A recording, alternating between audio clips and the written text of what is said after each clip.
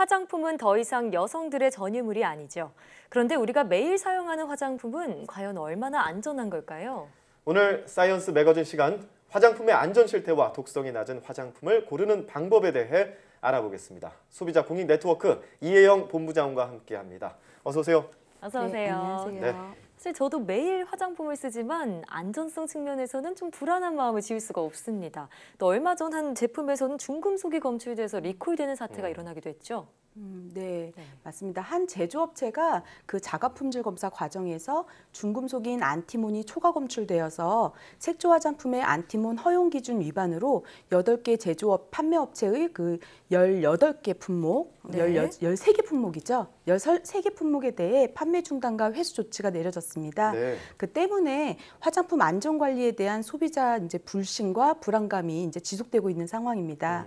안티몬은 중금속 중에 하나인데요. 예. 주로 이제 색을 내기 위한 착색제로 사용되는 성분입니다. 이 성분은 지금 우리 대기 물질 중에서나 뭐 물에서도 존재하고 있는 흔한 성분인데요.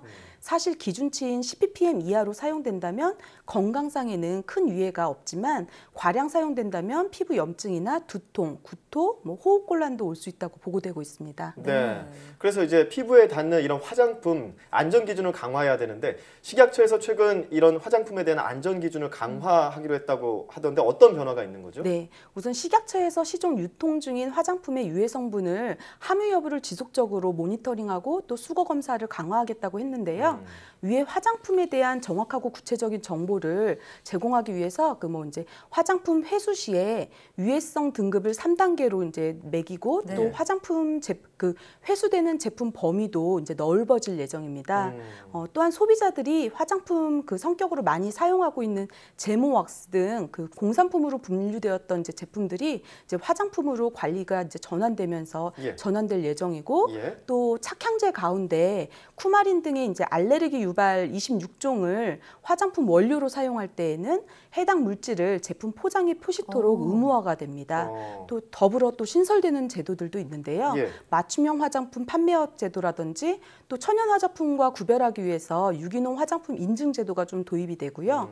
또 소비자 화장품 안전관리 감시원 제도 등도 도입된다고 하고 있습니다. 예, 이런 기준이 올해 안에 적용이 되는 건가요? 네, 올해부터 해서 점차적으로 지금 진행하기로 되어 있습니다. 예. 네. 또 방금 천연 화장품에 대한 얘기도 해주셨는데 사실 저도 애용하고 있는 화장품 중에 하나입니다. 이 화학 성분이 안 들어가고 있다는 그런 믿음 때문에 천연 화장품 쓰는 분들이 많아지고 있는데 이것도 안전하다고만 볼 수는 없는 건가요? 네, 맞습니다. 유기농 성분의 그 유기농 천연 성분의 화장품을 찾는 분들이 지금 굉장히 많아지고 있는데요. 예. 사실 뭐 유기농, 뭐 천연, 자연주의 등의 이제 다양한 그 용어의 화장품들이 많아서 소비자들이 좀 혼란스러워하는 경우가 있습니다. 예. 뭐 식물 추출물이나 뭐 식물 그 오일 등의 천연 원료가 단 1%만 들어갔다고 하면은 천연 화장품으로 광고할 수 있게 되어 아하. 광고가 1%만이요? 가능합니다. 네네. 네. 그런데 이제 소비자들이 천연 화장품과 그 유기농 화장품을 좀 혼동하는 경우가 또 많고요. 예. 사실 천연 화장품에는 그 계면활성제나 알레르기 유발 성분이 있을 수 있고요. 또 인공 향료가 들어가는 경우도 있더라도 네. 뭐 천연 또 유래 그 원료 자체에 그 향료하고 뭐 보존제 등이 이제 첨가되어 수 있다는 점을 좀 유념할 필요가 있습니다. 예.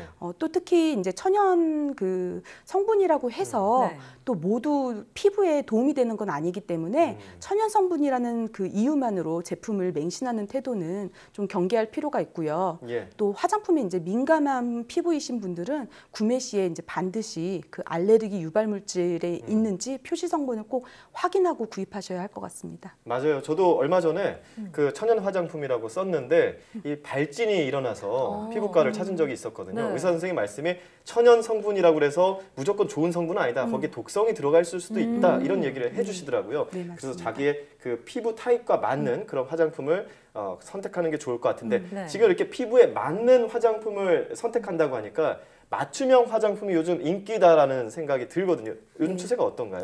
네, 맞습니다. 그 맞춤형 화장품은 제조 수입한 그 화장품을 소비자 요구에 맞춰서 혼합 판매하는 화장품을 맞춤형 화장품이라고 하는데요. 예. 최근에 이제 파운데이션 제품의 색상을 좀 섞고 뭐 그런 주문 제작 뷰티 제품들의 수요가 좀 높아지고 있고요. 예. 맞춤형 샴푸라든지 뭐 헤어 컬러 제품 등도 주목받고 있다고 합니다. 그렇지만 맞춤형 화장품 사업이 아직 우리 나라에서는 좀 시장이 진입 단계이고요. 네. 아직 안전관리나 뭐 그런 제도상에서 좀 지금 뭐 신설되고 있는 순서라서 좀 예. 관리가 또 필요한 것 같습니다. 그러니까 그 제조를 직접 맞춤형으로 해주기 때문에 시중에서 판매하는 그런 화장품하고는 또 다른 안전관리 기준이 필요하다는 그런 말씀이신 거죠? 네. 예. 맞습니다. 맞춤형 화장품의 경우는 소비자 요구에 따라서 이제 그 자리에서 혼합 판매하는 특성이 있다 보니까 위생적인 조건에서 혼합 행위가 이제 이루어져야 되는데 예. 네. 그 원료들을 안전하게 관리하고 있는지 또 사실 소비자가 판단하기에는 한계가 있습니다. 그래서 소비자들이 원료 성분이나 배합 등에 관한 정보를 특히 상세하게 좀 전달해 줄 필요가 있고요. 예. 네. 또 사용기한 정보 등 올바른 화장품 사용법에 대해서도 이제 반드시 정보가 필요한 부분입니다. 네. 네. 정말 워낙 다양한 화장품들이 있기 때문에 진짜 안전한 화장품 고르는 방법을 알고 있어야 될 것 같은데요. 어떤 방법들이 있을까요? 네, 뭐 무조건 비싸다고 좋은 제품이 있고 뭐 싸다고 나쁜 제품이 아니라는 점은 좀 염두에 두실 필요가 있고요. 예. 또 화장품에서도 유통기한과 사용기간을 확인하는 것이 좋습니다. 뭐 제품을 좀 뒤집어 보면은 바닥에 EXP라는 영어로 쓰여 있는데요. 네. 그 숫자도 같이 적혀 있는데 이 숫자가 그 유통기한인 그 정보입니다. 예. 유통기한 만료일을 뜻하는 건데요. 사용 기간은 이제 months의 약자를 따서 M으로 표기가 되고 있고, 네. 뭐 다시 예를 들면은 12M이라고 하면은 개봉 후에 이제 12개월 동안 사용이 가능하다는 뜻입니다. 예. 그리고 또 이제 좋은 화장품을 고르고 싶다면 다소 용어가 이제 어렵더라도 화장품 뒷면에 정성분 표시 정보를 확인하는 습관을 가지시는 것이 중요한데요. 네. 식품의약품안전처에서 화장품 제조에 사용된 전성분을 반드시 이제 표기하게 하는 화장품 전성분 표시제를 시행하고 있습니다. 예. 그래서 이제 함량이 많은 성분 순서대로 기재하고 있기 때문에 네. 좀 참고하실 필요가 있습니다. 네. 네. 근데 저도 이 전성분 심심하면 이렇게 들여다보는데 정제수 가장 먼저 앞에 나와 있는 경우가 많더라고요. 함량이 많아서 그런 거였군요. 네. 이처럼 성분이 정말 많이 적혀 있는데 어떤 성분을 좀 유념해서 보는 게 좋을까요? 네, 뭐 워낙 다양한 성분들이 많이 포함되어 있지만 그 중에서도 이제 건강과 그 환경에 이롭지 않은 몇 가지 성분은 좀 기억해 두실 필요가 있을 것 같습니다. 네. 먼저 파라벤이라는 성분은 화장품 보존제로 주요 쓰이고 있는데요. 다량으로 축전된다면 피부 질환이나 내분비의 교란을 일으킬 수도 있고요. 프탈레이트 경우에는 이제 매니큐어와 향수에 포함될 수 있는데요. 피부를 통해 흡수된다면 이제 성장과 생식에 영향을 줄 수가 있습니다. 또 그 외에 옥시벤존이라든지 PEG, 뭐 각종 향료 등을 주의해서 보시면 좋을 것 같습니다. 네. 또 이제 성분과 관련해서 자세한 내용은 그 대한화장품협회에서 운영하고 있는 화장품 성분 사전 사이트가 있습니다. 그걸 네. 이용하시면 좋을 것 같고요. 또 화해라는 앱을 좀 화장품 그 별로 의해서 이제 그 알레르기 성분이나 PAR 성분들이 이제 표시가 되고 있습니다.